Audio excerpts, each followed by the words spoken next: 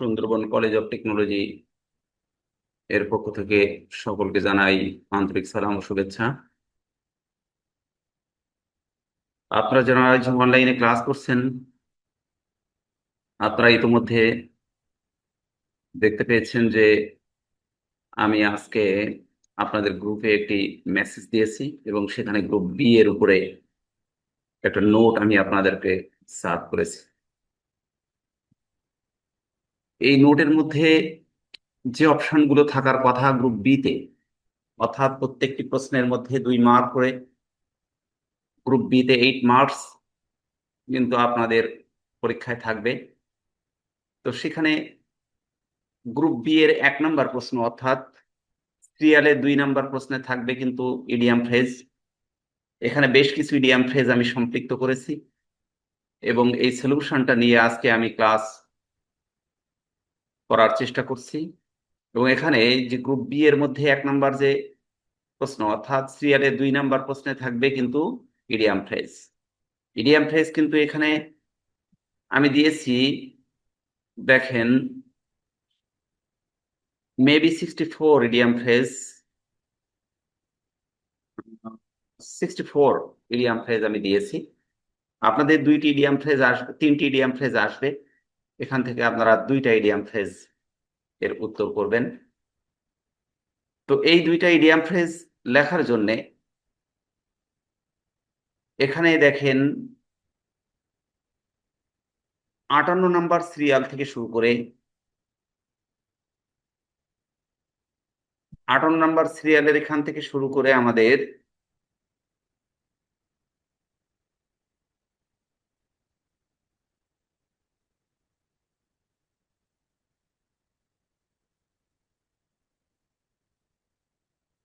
এই নিচের দিকে বেশ কয়েকটি ইডিয়াম ফ্রেজ আমরা দেখতে পাচ্ছি। এখানে এই ইডিয়াম ফ্রেজ গুলো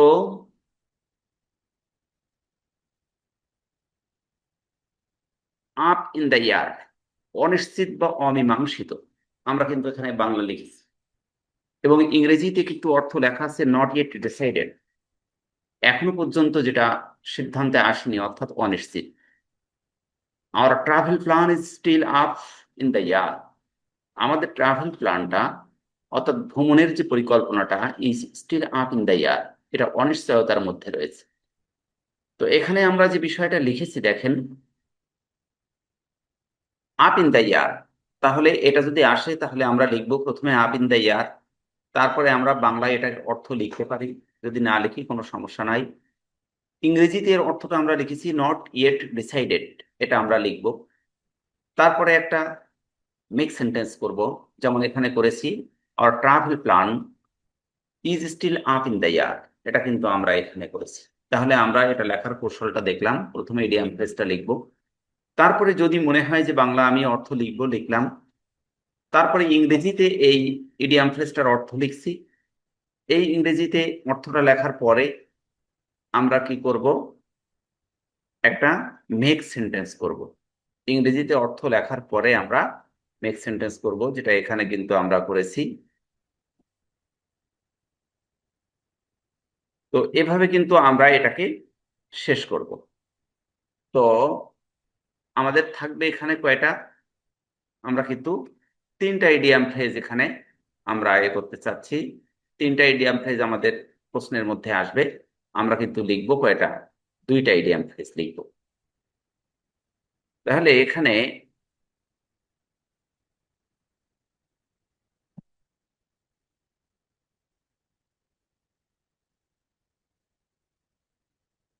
আমরা তাহলে বি গ্রুপের 1 নম্বর প্রশ্ন অর্থাৎ সিরিয়ালের 2 নম্বর প্রশ্ন থেকে মোটামুটি আমরা জানতে পারলাম বিষয়টি যে কিভাবে আমাদের প্রশ্নটি হবে। এরপরে আমরা 3 নম্বর প্রশ্ন, দেখেন কোশ্চেন নাম্বার 3 এখানে লেখা আছে, কোশ্চেন নাম্বার 3 লেখা আছে এখানে।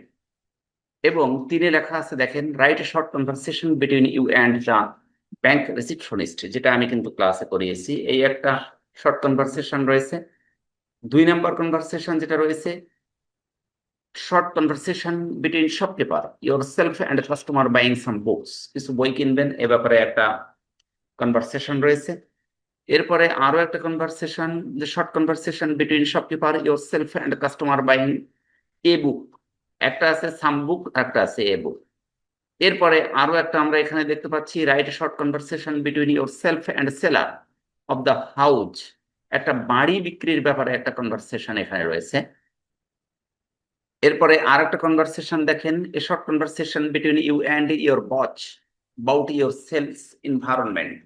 অর্থাৎ আপনি একটা পণ্য বাজারজাত করবেন, এই বাজারজাতকরণ উপলক্ষে আপনার ওই অঞ্চলে ওই পণ্যের চাহিদাটা কেমন, ওই পণ্যের পরিবেশটা কেমন, ওই পণ্য কতজন মানুষ ব্যবহার করে, শতকরা কতজন মানুষ ওই পণ্যের উপরে ওই পণ্যটা ক্রয় করতে আগ্রহী, এই পরিবেশ পরিস্থিতির উপরে আপনার একটা কনভারসেশন করতে হবে আপনি এবং আপনার বসের মধ্যে। তো এটি কিন্তু বেশ ইম্পর্টেন্ট একটা কনভারসেশন। এরপরে দেখেন আরো একটা কনভারসেশন এখানে রয়েছে, right a short conversation between shopkeeper and customer about product exchange. অনেক সময় দেখা যায় যে আপনারা একটা পণ্য কেনেন বাজার থেকে, পণ্য কেনার পরে ওই পণ্যটি কিন্তু পছন্দ হয় না, অর্থাৎ একজনের পছন্দ হয় অন্যজনের হয় না। তো সুতরাং পণ্যটি চেঞ্জ করার একটা প্রয়োজনীয়তা দেখা দেয়। তো এই ক্ষেত্রে যদি কোনো পণ্য চেঞ্জ করার প্রয়োজনীয়তা দেখা দেয়, সেই ক্ষেত্রে আপনি কিভাবে এই পণ্যটা পরিবর্তন করে নেবেন তার উপরে একটা শর্ট কনভারসেশন এখানে কিন্তু তুলে ধরা হয়েছে। এই শর্ট কনভারসেশনটা মোটামুটি একটা ইম্পর্টেন্ট কনভারসেশন। তো এভাবে আমরা কিন্তু বেশ কয়েকটি কনভারসেশন এখানে দেখলাম। তো এই কনভারসেশন গুলোই যে আসবে বা এর মধ্য থেকে হুবহু আসবে এমনটি নয়, অনুরূপ কনভারসেশন আপনাদের পরীক্ষায় আসবে। তো যাই আসুক না কেন, দেখেন এখানে প্রত্যেকটি কনভারসেশন আমরা কিন্তু লিখেছি 5 অথবা 6টি পয়েন্টের আলোকেই লিখেছি। অর্থাৎ 5বার ট্রান্সফার হয়েছে দুইজনের মধ্যে, তাদের ভিউটা ট্রান্সফার হয়েছে কয়বার? 5বার। তো কমপক্ষে আমরা 5বার তাদের ভিউকে ট্রান্সফার করব দুইজনের মধ্যে। তাহলে 5বার যদি ভিউটাকে ট্রান্সফার করতে যাই তাহলে কিন্তু 10টা সেন্টেন্স আলটিমেটলি তৈরি হয়ে যাবে, অর্থাৎ 10বার কথোপকথন হবে।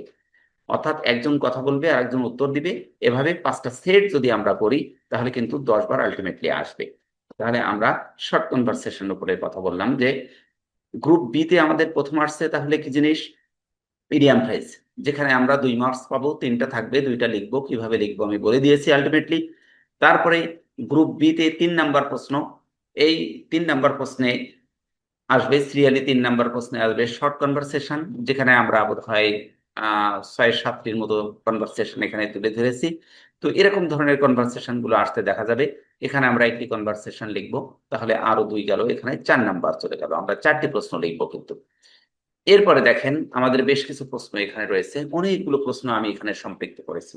তো আশা করা যায় এই প্রশ্নগুলো মোটামুটি আপনারা যদি রিভিশন দেন, রিভাইজ করেন, এই প্রশ্নগুলোর উপরে যদি মোটামুটি আপনারা একটু লেখাপড়া করেন, তাহলে আশা করা যায় যে বাকি 2টা প্রশ্ন, অর্থাৎ মোট 4টা বি গ্রুপে, তার মধ্যে 1 নম্বরে হচ্ছে ইডিয়াম ফ্রেজ, 2 নম্বরে হচ্ছে শর্ট কনভারসেশন, 3 নম্বরে একটি প্রশ্ন থাকবে এবং 4 নম্বরে একটি প্রশ্ন থাকবে। অর্থাৎ সিরিয়ালে কিন্তু 4 এবং 5 নম্বরে প্রশ্ন থাকবে। এখানে কিন্তু আলটিমেটলি লেখা হয়েছে গ্রুপ বি কোশ্চেন নাম্বার 4/5। অর্থাৎ এই প্রশ্নটা 4এও আসতে পারে, 5এও আসতে পারে, কারণ সিরিয়ালে আমি কিন্তু আলোচনা করছি। 1 নম্বরে হচ্ছে মাল্টিপল চয়েস, 2 নম্বরে হচ্ছে ইডিয়াম ফ্রেজ যেটা গ্রুপ বি এর মধ্যে, 3 নম্বরে হচ্ছে শর্ট কনভারসেশন, 4 নম্বর এবং 5 নম্বরে 2টা প্রশ্ন থাকবে। তো যে প্রশ্নটা এখানে সম্পৃক্ত করা হয়েছে, প্রত্যেকটি প্রশ্নের যে প্রশ্নগুলো এখানে আমি অ্যাড করেছি, প্রত্যেকটি প্রশ্নের উপরে কিন্তু আমি লিখে দিয়েছি 4/5। অর্থাৎ এই প্রশ্নটি 4 নম্বরেও আসতে পারে, 5 নম্বরেও আসতে পারে। তা এখানে 1 নম্বর প্রশ্ন করা হয়েছে, what are the steps you have to follow to introduce yourself professionally. এখন আপনি আপনার পরিচয়টা তুলে ধরবেন আপনার পেশাগত অবস্থার আলোকে, অর্থাৎ আপনি কোন প্রফেশনের উপরে রয়েছেন, এই পেশাগত অবস্থাটা আপনি তুলে ধরবেন। এটা কিভাবে, কোন কোন স্টেপ অতিক্রম করে তুলে ধরবেন, সেই বিষয়টি সম্পর্কে এখানে একটি প্রশ্নের উত্তর আমি এখানে সম্পৃক্ত করার চেষ্টা করেছি। এবং এই প্রশ্নটি প্রিভিয়াস ক্লাসে কিন্তু আমি আপনাদেরকে টিচিং দিয়েছি। সঙ্গত কারণে আপনারা এই প্রশ্নটির উপরে আশা করা যায় যে পর্যন্ত, মানে কি বলা যায়, যে পড়ালেখা করেছেন বা একটা দখল আপনারা তৈরি করে নিয়েছেন। প্রশ্নটি অত্যন্ত ইম্পর্টেন্ট, এই প্রশ্নটির উপরে ব্রিফ দেওয়া হয়েছে। গ্রুপ বি দেখেন কোশ্চেন নাম্বার 4 অথবা 5, এখানে কিন্তু একটা প্রশ্ন আসছে। প্রশ্নটা হচ্ছে পর দিয়ে কিন্তু লেখা হয়েছে, hello, nice to meet you, my name is Sujan Kumar Das, I am 31 years old and I am currently working as an office assistant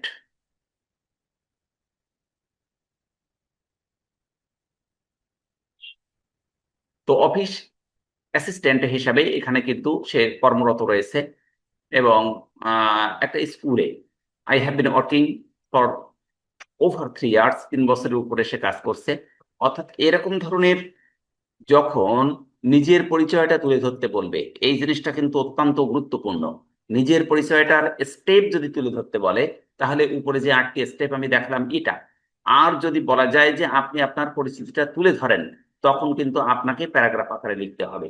এই জন্য দুই ভাবে কিন্তু এখানে আমি প্রশ্নের উত্তরটা সম্পৃক্ত করেছি। যদি স্টেপ বলে তাহলে আমি 8 স্টেপ লিখবো, এই স্টেপগুলোর নাম লিখবো।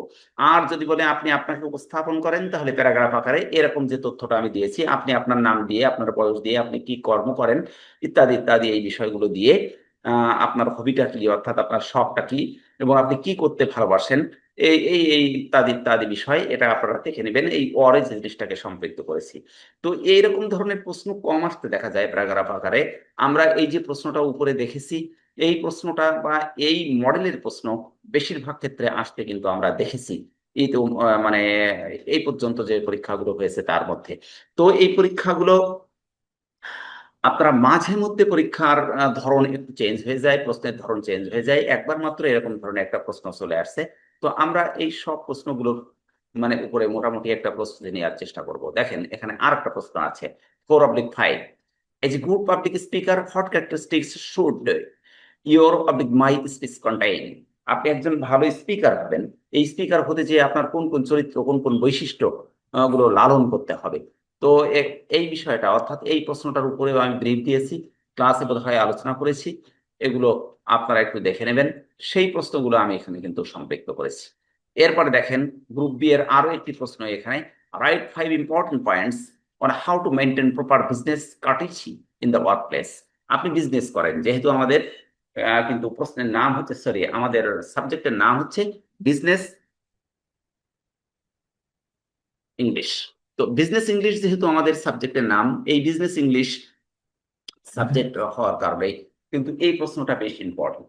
অর্থাৎ important points one how to maintain proper business courtesy in the work place. Work প্লেসে বিজনেস কার্টেসিটা মানে রক্ষা করার জন্য আপনার গুরুত্বপূর্ণ পয়েন্টগুলো কি কি, এখানে কিন্তু বেশ পয়েন্ট আমি অন্তর্ভুক্ত করেছি। বোধহয় এই প্রশ্নটার উপরে আলোচনা করা হয়নি মনে হচ্ছে। তো আমরা এই প্রশ্নটার উপরে সংক্ষিপ্ত একটু আলোচনা করার চেষ্টা করি। দেখেন, business courtesy is the practice. Business courtesy হচ্ছে একটা প্র্যাকটিস, একটা অনুশীলন অফ বিং পোলাইট। আপনার ভদ্র হওয়ার একটা মানে কি বলা যায় যে একটা অনুশীলন, একটা থটফুল, চিন্তনশীল হওয়ার একটা এটা হচ্ছে একটা অনুশীলন। And respectful in professional interaction, এবং প্রফেশনাল ইন্টারাকশনকে আপনার শ্রদ্ধার সাথে বিবেচনা করার একটা অনুশীলন। তো build positive relationship and maintain a good company image. একটা কোম্পানির ইমেজকে কি বলা যায় যে পজিটিভ দৃষ্টিকোণ থেকে উপস্থাপন করার একটা প্রক্রিয়া মাত্র। ইট ইনভলভস কনসিডারেট, এটা এটা সম্পৃক্ত করে considerate communication among the employee and clients. Employee এবং ক্লায়েন্টসদের মধ্যে একটা গ্রুপ কমিউনিকেশনকে কনসিডারেট করে, অর্থাৎ এই যে আপনার বিজনেস কার্টেসিটা। তো এখানে আমরা যে বিষয়টা দেখছি, দেখেন, to maintain business courtesy we have to follow. Business কার্টেসিকে মেনটেন করার ক্ষেত্রে আমরা উই হ্যাভ টু ফলো, আমরা কি করব, অনুসরণ করতে হবে। আমাদেরকে কি কি অনুসরণ করতে হবে? Number 1, be punctual. এখানে কিন্তু লিখেছি, দেখেন, বি পাংচুয়াল। তারপর লিখেছি ড্রেস অ্যাপ্রোপ্রিয়েটলি, তারপরে মেনটেন হাইজিন, তারপরে keep it clean, respect boundaries and avoid gossip. তাই তো? এরপরে আছে কি, হেডফোনস অ্যান্ড অ্যাভয়েড, এখানে আছে use headphones and avoid making personal calls or loud conversation at your workplace বা অ্যাট ইউর ডেস্ক। আপনি আপনার ডেস্কে বসে যদি একটানা জোরে উচ্চস্বরে কথা বলতে থাকেন, তাহলে অন্যের কিন্তু কাজে বাধা সৃষ্টি হবে। সঙ্গত কারণে আপনাকে কি করতে হবে? You have take your headphone to communicate the others. অন্যের সাথে কমিউনিকেট করতে আপনাকে হেডফোন ব্যবহার করতে হবে। তাহলে আপনার বিজনেস কার্টেসিটা এখানে কিন্তু আমরা কয়েকটি স্তরে ভাগ করে এখানে দেখালাম। তো এই প্রশ্নটা বেশ ইম্পর্টেন্ট। এরপরে দেখেন আরো একটা প্রশ্ন আছে, as a professional, what is the importance of time to you? Write briefly. আপনার একজন পেশাজীবী হিসাবে আপনার সময়ের গুরুত্ব কতটুকু, এই ব্যাপারে একটা প্রশ্ন এখানে রয়েছে। এখানে এই প্রশ্নগুলো মোটামুটি আলোচনা করার চেষ্টা করা হয়েছে। তো আমরা বেশ কয়েকটি প্রশ্ন এখানে অন্তর্ভুক্ত করেছি। এরপরে দেখেন 4 অথবা 5 নম্বরে আরেকটা জিনিস এখানে চলে আসছে, make an attractive poster two aware people about traffic rules. Attractive poster তৈরি করতে যে এখানে কিসের উপরে একটা পোস্টার তৈরি করতে হবে? অ্যাবাউট ট্রাফিক রুলস, যে ট্রাফিক নিয়ম কানুনটা স্ট্রিক্টলি মানুষ মানবে এই ব্যাপারে আপনি একটা পোস্টার তৈরি করবেন। এরকম প্রশ্ন মাঝে মাঝে 4 এবং 5 নাম্বার পোস্টের যে কোনো একটা দিয়ে দিতে পারে। তো সেক্ষেত্রে আমরা সমস্যা, তো এখানে যে বিষয়টা আমরা দেখছি দেখেন, যে 4 এবং 5 নাম্বার প্রশ্নের মধ্যে একটা অ্যাট্রাকটিভ পোস্টার তৈরি করতে বলেছে। এই পোস্টারটা কিন্তু আমি একটা তৈরি করেছি, এখানে এই পোস্টারটা দেখেন। যদি তৈরি করতে বলে সেক্ষেত্রে কিন্তু আপনাকে একটা পোস্টার উপস্থাপন করতে হবে যে বিষয়ের উপরে দিবে। তো এখানে একটা পোস্টারের মধ্যে আমার লেফট সাইডে আছে কিন্তু একটা হেলমেট, এবং হেলমেটের এখানে লেখা আছে wear helmet and seat belt, এবং পাশে একটা সিট বেল্ট আছে। আপনি যখন ড্রাইভ করবেন আপনার গাড়িটাকে, তখন কিন্তু আপনি আপনার হেলমেটটা পরিধান করবেন যদি আপনি মোটরসাইকেল ড্রাইভ করেন। আর যদি আপনি প্রাইভেট কার ড্রাইভ করেন সেক্ষেত্রে আপনার সিট বেল্টটা কিন্তু আপনাকে পরিধান করতে হবে। এবং ডান পাশে আপনার কি আছে দেখেন, আমার এই যে মানে লেফট রাইট সাইডে আমার আছে don't drink and drive. Don't drink, আপনি পান করবেন না। এখানে একটা কি বলা যায় যে পট রয়েছে, এই পটটা মেবি বোধ হয় কোনো মানে মদ জাতীয় কোনো জিনিস রয়েছে এর মধ্যে, এটা কিন্তু পান করতে নিষেধ করেছে। এরপরে দেখেন আমার বাম পাশের নিচে রয়েছে, লেফট সাইডে রয়েছে no mobile phone while driving. আপনি যখন ড্রাইভ করবেন তখন কিন্তু মোবাইল ফোন ইউজ করতে পারবেন না। এরপরে আমার লেফট সাইডে নিচে এখানে যে জিনিসটা দেখা যাচ্ছে যে জিব্রা ক্রসিং রয়েছে, এই জিব্রা ক্রসিংটা আপনি কোনো অবস্থাতে অতিক্রম করতে পারবেন না। এবং মিডল পয়েন্টে আপনার রয়েছে দেখেন বেশ কয়েকটা চিহ্ন রয়েছে, এখানে একটা ইউরো কালার, একটা রেড কালার, একটা কি বলা যায় যে একটা গ্রিন কালার রয়েছে। এই কালারগুলোকে কিন্তু কি নির্দেশ করে এই বিষয় সম্পর্কে আমাদের মোটামুটি জানা দরকার। তো এরকম ধরনের একটা পোস্টার আমি এখানে তুলে ধরেছি। আপনাদের যদি পোস্টার তৈরি করতে বলে এবং বিষয়টাকে অন্তর্ভুক্ত করে দেয়, সম্পৃক্ত করে দেয় যে কি বিষয়ের উপরে আপনি পোস্টার তৈরি করবেন, তাহলে অনুরূপ পোস্টারগুলো আপনারা এভাবে তৈরি করতে পারেন। তো আমরা একটা পোস্টার এখানে দেখলাম। এরপরে আরো প্রশ্ন লেখা সম্পৃক্ত করা হয়েছে, right process on how to keep environment clean. একটা প্রসেস বলতে হবে যে কিভাবে আপনি আপনার পরিবেশকে ক্লিন করতে পারেন। তো এরকম ধরনের একটা প্রশ্ন এখানে কিন্তু আমরা তুলে ধরেছি, এবং প্রশ্নে আমরা 8টি পয়েন্ট লিখেছি দেখেন। ব্রিং এ ব্যাগ, ব্যাগ আনতে পারবে। তারপরে invest in a reusable water বোতল। তারপরে কি হয়েছে এখানে, কি bring your own reusable cup. তারপরে রিফিউজ সিঙ্গেল ইউজ আইটেমস। এই ধরনের কিছু বিষয় এখানে সম্পৃক্ত করা হয়েছে, এগুলো আপনারা দেখে নেবেন।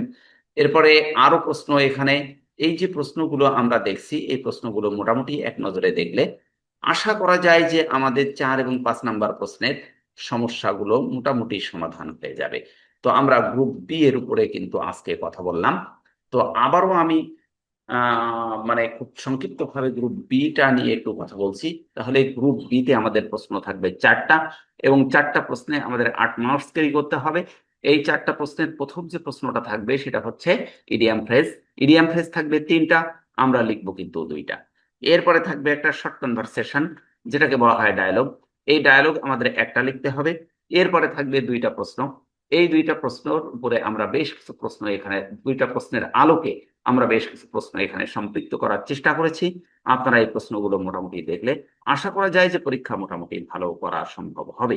তো আগামী যে ক্লাসটা আমি নিব, এই ক্লাসে আপনাদের এই বেশ কিছু প্রশ্নের উপরে আমি কথা বলবো, এবং গ্রুপ সি সম্পর্কে মোটামুটি একটা সাজেশন এবং সলিউশন আমি আগেই দেওয়ার চেষ্টা করব পরবর্তী ক্লাসের আগে। এটা হচ্ছে আগামী শনিবার। তো শনিবারের মধ্যে আমি চেষ্টা করব গ্রুপ সির সাজেশন এবং সলিউশনটাও দেওয়ার। তো আজকে এ পর্যন্ত আমি ক্লাস শেষ করতে চাচ্ছি। এখানে শোভা মণ্ডলকে দেখা যাচ্ছে, আপনি কি বুঝতে পেরেছেন আমি যে কথাটা এ পর্যন্ত বলার চেষ্টা করেছি? হ্যাঁ স্যার, বুঝতে পেরেছি। কোনো সমস্যা, কোনো প্রশ্ন আছে আমার কাছে? না, সমস্যা থাকলে তো অবশ্যই জিজ্ঞাসা করবো। আচ্ছা, তা আমি যে আপনাদের এই সলিউশনটা দেইনি গ্রুপ বি এর, তো কোনো রেসপন্স করেননি তো আপনি? আপনাকে বলছিলাম যে আমাকে একটু স্যার সেই এই স্কুল থেকে আসতে আসতে অনেক সন্ধ্যা হয়ে গেছিল, এজন্য আর খেয়াল ছিল না। আচ্ছা আচ্ছা, তো যা হোক, আমি এটা দিয়ে দিয়েছি। পেয়েছেন? হ্যাঁ, এখন পেয়েছেন কি? হ্যাঁ হ্যাঁ পেয়েছি, কালকে প্রিন্ট দিয়ে বের করে নিয়ে আসবেন স্কুল দিয়ে। হ্যাঁ, একটু বের করে নিয়েন আর এগুলো একটু দেখেন, অনুরূপ প্রশ্ন হবে আশা করা যায়, অসুবিধা হবে না ইনশাআল্লাহ। এক। আর দ্বিতীয়ত, এই যে কারিগরি বোর্ড আপনারা যেখানে পড়ছেন, এই যে আইসিটি পড়ছেন, আপনি কোন সাবজেক্ট পড়ান স্কুলে? Computer ICT.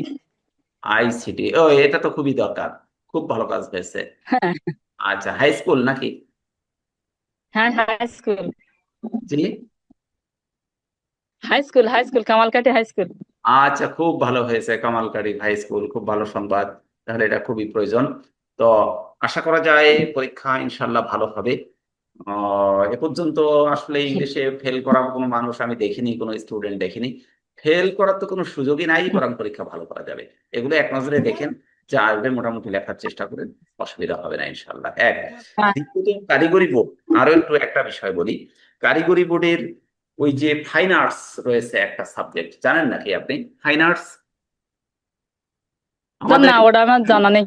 আমি বলছি ফাইন আর্টস আমাদের এখানে পড়ানো হয়, একটা কোর্স রয়েছে এই ফাইন আর্টসে। গত বছর এই গত যে পরীক্ষাটা হয়ে গেল, ওদের ফার্স্ট সেমিস্টারে হচ্ছে আপনার আইসিটি, ও, আর আপনাদের হচ্ছে সেকেন্ড সেমিস্টারে আইসিটি। তো এই পরীক্ষাটায় হঠাৎ 1 মাস আগে হ্যাঁ। টোটাল পরীক্ষা পদ্ধতিটা চেঞ্জ করে দিল, জাস্ট 1 মাস আগে। তো আমার ভয় হয় আপনাদের ওই ঘটনা ঘটে কিনা। তো আমি গত কালকেও এই ও, বিষয়টা দেখলাম যে এখনো পর্যন্ত ঠিকঠাক আছে। তো কারিগরি বোর্ডের আসলে যে গতি, তার কি বলবো, বলার কিছু নাই। তো এরকম ঘটনা যদি হঠাৎ করে ঘটে যায়, তাৎক্ষণিকভাবে আমি আপনাদেরকে ইনফর্ম করার চেষ্টা করব। কারণ ওদের এই সিস্টেমটাকে চেঞ্জ করে গত বছর পরীক্ষার জাস্ট 1 মাস আগে, বোধহয় 28 দিন কি 27 দিন পূর্বে ওদেরকে হঠাৎ করে একটা ইনফরমেশন দিল যে কমিউনিকেটিভ সিস্টেমে পরীক্ষা হবে, এবং সাবজেক্টের নাম করে দিল ইংলিশ ফর ফাইন আর্টস। এটা ছিল কিন্তু বিজনেস ইংলিশ। তো আপনাদের এ পর্যন্ত ও, বিজনেস ইংলিশ আছে, এবং মেথডটা এরকমই আছে আজ পর্যন্ত। হুম, এখন বলা তো যায় না হুম, বাংলাদেশ কখন কি হয়। তো এই বিষয়টাও মাথায় রেখে এটাই। হ্যাঁ, আচ্ছা। বলেন, কিছু বলার আছে? না স্যার। আচ্ছা, ইংলিশ বলো। ফাইন আর্টস করেছে ওদের সাবজেক্টের নাম, পরীক্ষার 28 দিন আগে এই ঘটনাটা ঘটাইছে এবং কমিউনিকেটিভ সিস্টেম করে দিয়েছে। এই হচ্ছে বাংলাদেশ অবস্থা। তো ঠিক আছে, ধন্যবাদ আপনাদের। আগামী ক্লাসে দেখা হবে ইনশাল্লাহ। তো আজকে এ পর্যন্ত, থ্যাংক ইউ।